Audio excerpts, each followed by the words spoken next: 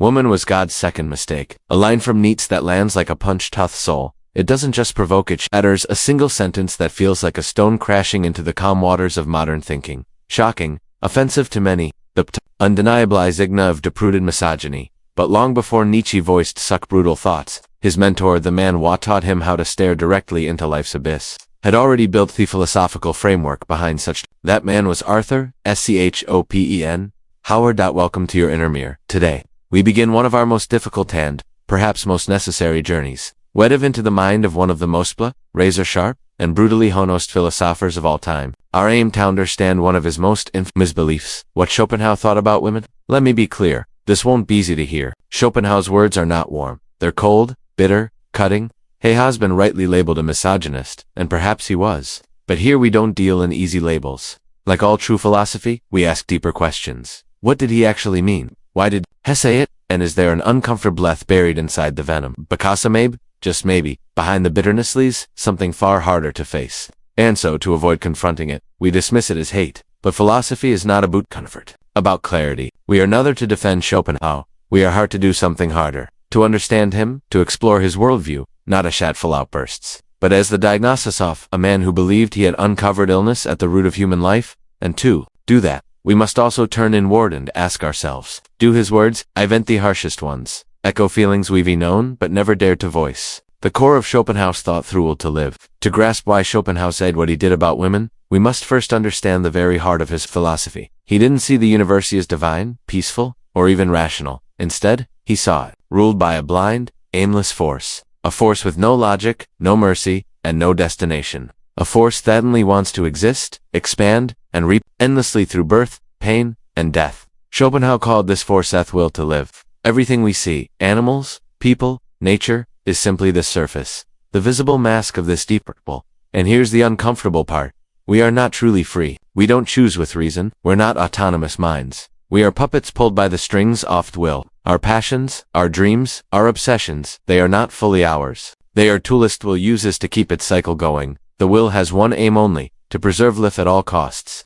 And to Schopenhauer, this life we're trapped in is nothing but suffering. He said, life moves like a pendulum swing between pain and boredom. We suffer when we desire what we don't have, and even when we finally get it, the joy is fleeting. We soon feel restless, empty, and we want something new. And so the cycle of pain begins again. We are like beggars given a meal today, only to go hungry tomorrow. Happiness, a mirage, a brief illusion in an endless desert of suffering. From this bleak, relentless vision, Schopenhauer turns his gaze toward humanity. And this is where his infamous views on men and women take shape. Schopenhauer on women, the instruments of the will. From this dark foundation, Schopenhauer makes a crucial distinction. Men and women are not two versions of the same human being. They are two separate instruments designed and used by Thule to achieve its biological goal, the continuation of life. In his infamous essay on women, Schopenhauer writes things that still sting today. He claims that women possess less logic, are governed by short-term instincts, lack a deep sense of justice, and are more prone to deception, brutal words, painful to. But here's the key. In his view, these weren't insults. They weren't insults, they weren't personal attacks. They were the inevitable outcome of his metaphysical stem. To him, woman is the purest, most perfect expression of the will to live. She is the guardian of her instincts, her mind, her being. Everything is shaped by nature for one overwhelming purpose, biological continuation. Woman, as the present, man, as that transcendent. When Schopenhauer says that a woman lives trapped in the present, he doesn't mean she's foolish. He means her role is to guard life here and now. Her genius least not in abstract thought, but in instinct. Her mind is rooted in the concrete, the raising of children, the security of the home, the survival of family. She doesn't search for timeless truth or Bodhi in a philosophical sense. She seeks security and continuity for herself and for her children. And Schopenhauer insists this is not a moral judgment, it's simply the natural function assigned by the will. By contrast, man is the anomaly, that strange being who just sometimes can against the will. While woman is designed to serve the specium completely, man alone has the chance to step away from the biological program. A man may surrender comfort, joy, even life itself for something with no survival value at all. He may die in AOR for something as abstract as honor. He may spend decades building a cathedral he will never see completed. He may lose himself chasing a math problem, a painting, or a symphony no one asked for. And in these moments of moodiness, art, science, sacrifice, Schopenhauer sees man as betraying the will, not serving nature, but serving something higher. Truth, beauty, timeless ideals. And this right here is where Schopenhauer's bitterness toward women takes root, because to him, woman is life's affirmation, but life itself is not a gift. It is a curse. She is the embodiment of continuity. Man in his shiest moments is the embodiment of rebellion. Woman is grounded sanity. Man, at his peak, is sacred madness. And when this dark vision turns toward love, it grows even more disturbing. Because Schopenhauer believed that what we call romantic love is nothing more than nature's cruelest trick. The metaphysics of sexual love for Schopenhauer, nothing reveled the cruelty of the will more than romantic love. What poets called soulmates. What we call passion, Schopenhauer calls it the most elegant deception of nature. He argues that when a man falls deeply madly in love, he is not choosing. It is not his heart speaking. It is thespecies choosing through him, the will manipulating his mind, dressing up as beauty and using illusion to secure reproduction. The illusion of passion. Think about it. Why do men obsess over youth, health, symmetry? Not just because they are beautiful, but because these signal fertility, the ability to bear strong, healthy children. Why do men in turn feel drawn to strength, intelligence, and status? Not because things are sexy in themselves, but because they signal protection, security,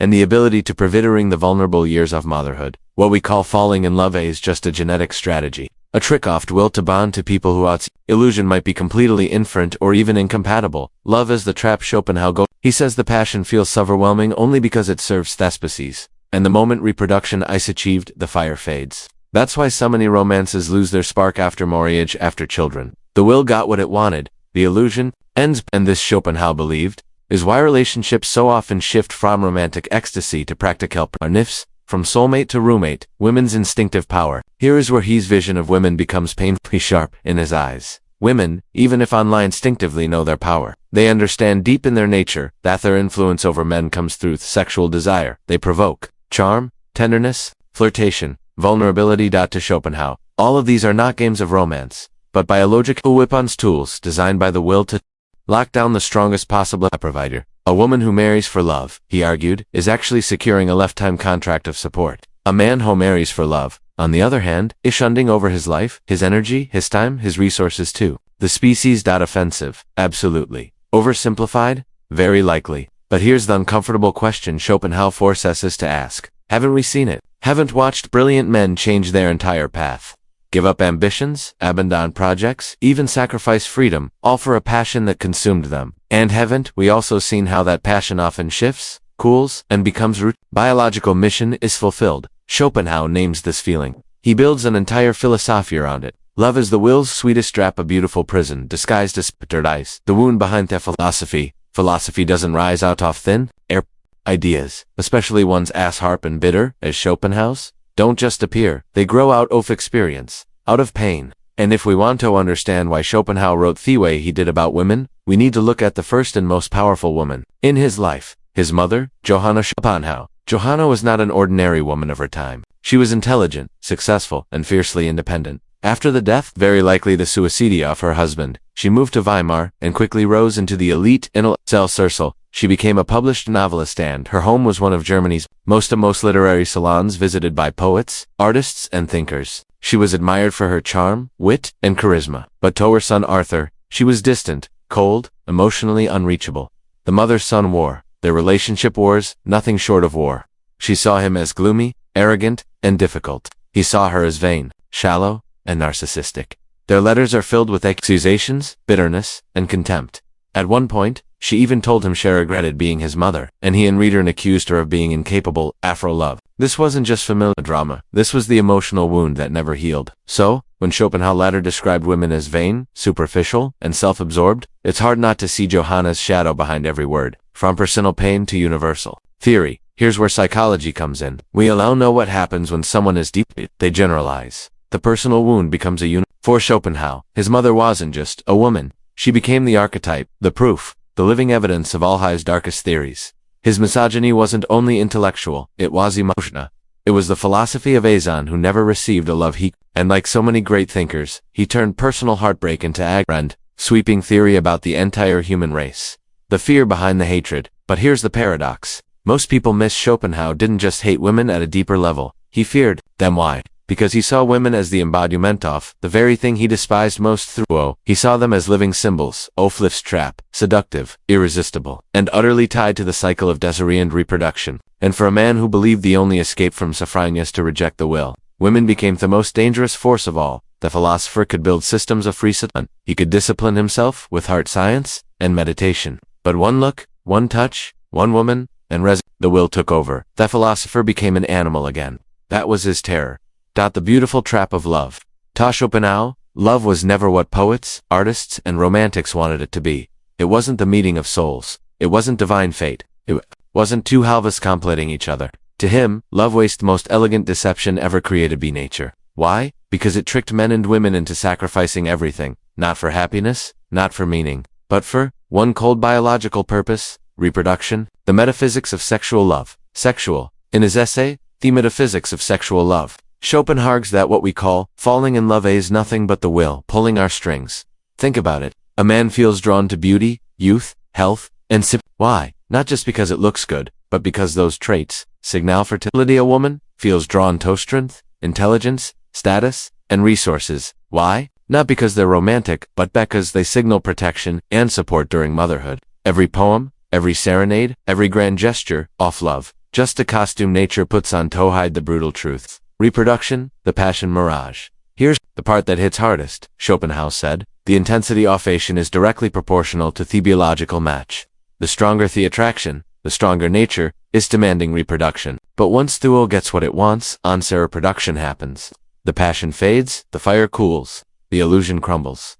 That's why so many couples feel an invisible shift after children enter that picture. What once felt like a divine flame becomes routine, survival, and obligation, the woman's power. And here Schopenhauer delivers his most painful observation about women. He argued that consciously or unconsciously, women know their power lies in male desire, charm, tenderness, flirtation, even staged vulnerability. All of it, he claimed, were weapons of seduction used to attract and secure the best possible mate, necessarily out of malice, not necessarily with cold calculation, but because nature itself wired them that way. In his eyes, a woman who marries for love is marrying for romance. She's securing a lifetime contract of safety and support. The man, on the other hand, believes he's marrying for love, but in truth, he's surrendering himself to the will. The cost for men? This is where Schopenhauer's warning becomes universal, and, disturbingly, he saw men, brilliant, creative, full of potential, throw away their ambition, their art, their purpose, because of passion. He saw men abandon their path to orbit around a woman, making her the center of their universe. And what happens when a man abandons his mission? He loses the very qualities that made him attractive in the first place. His independence, his drive, his hunger for something greater. Slowly, he becomes needy, dependent. Clingy, and the same woman who once admired him begins to lose respect. That is the beautiful trap, the core warning. So Schopenhauer leaves us with this brutal but vital message. Don't confuse passion with purpose. Don't mistake the fire of desire for the fire of meaning. And above all, never abandon your mission for the intoxication of love. Because the moment you orbit your life around another person, you stop being the captain of your own ship. Levain, the modern world. Now you might be thinking, okay, Schopenhauer lived in the 1800s. Surely things are different. But here's the uncomforted left. His warning is just as relevant, maybe even more. Because in today's world, the distractions, the temptations, and the illusions of love are everywhere. Romantic movies, social media, dating apps, they all amplify. Threesome story. Find the one, sacrifice everything. Make them your whole world. It sounds beautiful. It feels intoxicating, but it often leads to thievery. Same trap Schopenhauer described. Men giving up their mission, their independence, their identity for the promise of eternal love. The silent epidemic among men. Look around today and you'll see free wire. A young man with dreams of building a business throws it away. Touches. A relationship that doesn't last. A husband once ambitious and full of fire gives up his passions, his hobbies, his friends, all to become nothing more than a provider, resenting the life hatch pose. Even celebrities, athletes, and leaders, men with fame and fortune, lose themselves in toxic relationships that drain them of everything. This est it's a silent epidemic. Men abandoning their path. Men confusing love with purpose. Men thinking that devotion to a woman will give the meaning when in reality it makes them hollow. The female paradox. Here's where the irony cuts deep. Thievery thing that makes a man attractive to a woman, his drive, his ambition, his independence, is often the first thing he sacrifices once he falls in love. And when that drive fades, so does her respect. It's not that women are cruel, it's that biologically and psychologically attraction is tied to a man's ability to lead, to create, to conquer challenges. When he gives that up, he stops being the man. She fell for and instead of strengthening the bond, love collapses under the weight of lost respect. The Stoic response, so what's the answer? Should men avoid love altogether? Should they run from relationships, from women? From intimacy? No, that's not what Schopenhauer I am saying. The answer is Stoicism. To love, without becoming enslaved, to feel deeply, but never lose your center. To invite a woman into your world, but never abandon your mission to live in hers. A Stoic man can give affection, passion, and commitment, but he never sacrifices his self-respect. He doesn't need her approval to feel whole. Hedison trade his purpose for her presence, and that balance, strength with love, independence with connection, is what creates a bond that lasts. The modern challenge.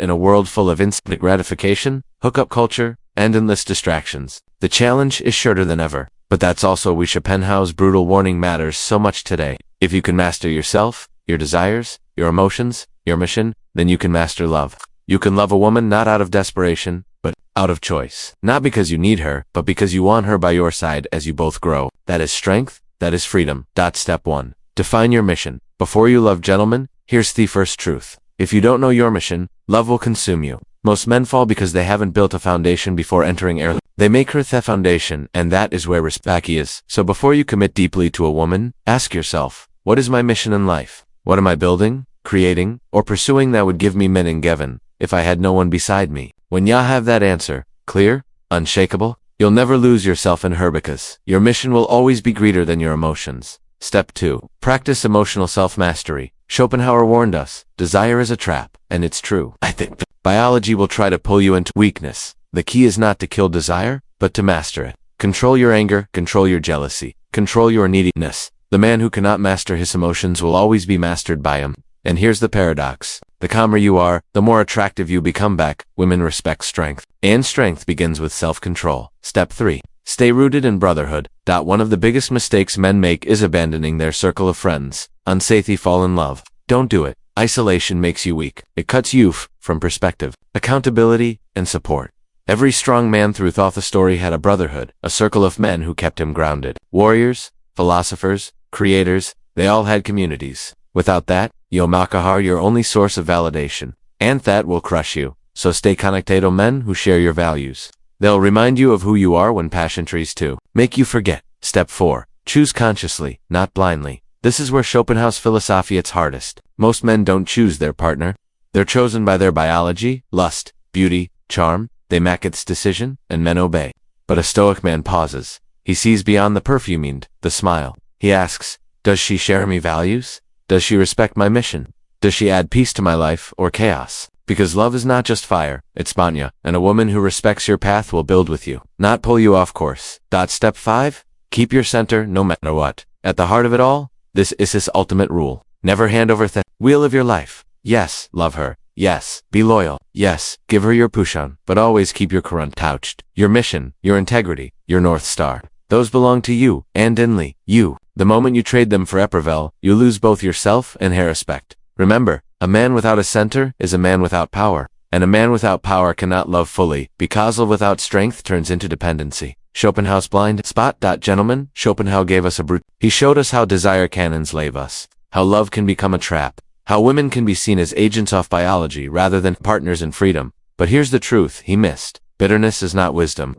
Schopenhauer saw women only through the lens of pain, his mother's rejection, his failed romances, his loneliness, and while his warnings are sharp, they are also incomplete. Because yes, love can enslave you, but love when chosen consciously can also elevate you. What he got right? Love is dangerous. Passion does deceive. Biology does trick men into sacrificing their path. Those warnings are real. Ignore them, and you'll pay the price. We see it every day. Men losing themselves in relationships, abandoning their purpose, and wondering why they're left broken, what he got wrong. But here's the key, it doesn't have toned there. Love doesn't have to be slavery, it can be strength. Desiree doesn't have to consume, it can inspire. Women don't have to be your downfall, they can be your allies. The difference lies in you, in whether you show up as a man who has no mission, or as a man who has built a foundation so strong no storm can shake it. The modern Stoic path? Here's the path Schopenhauer couldn't see, but we can. Build your mission first. Without it, you'll always orbit Hearst. Choose it consciously. Don't let biology pick for you. Love from fullness, not emptiness. Need is weakness. Strength is irresistible. Respect women as individuals, but never lose respect for yourself. This is the modern Manson, not blind dejection, not blind surrender, but balance. The final message. Gentlemen, Schopenhauer left us a bitter medicine, but if we take it with clarity, it becomes healing. Don't let love and die, don't let passion blind you. Don't let your mission die in someone else's arms. But at the same time, Don't hide from love. Out of fear, because the Manwo masters himself can love deeply without losing himself. That is the highest form of strength, to embrace love without being consumed by it. So here is my challenge to you. Ask yourself right now, am I living as a man with a center, or am I drifting, waiting for biology to decide for me? Write your answer in the comments. If you've made it through this entire journey, type the word center below. It will be our signal. Thatcher, one of the few men brave enough to face uncomfortable truths in search of freedom.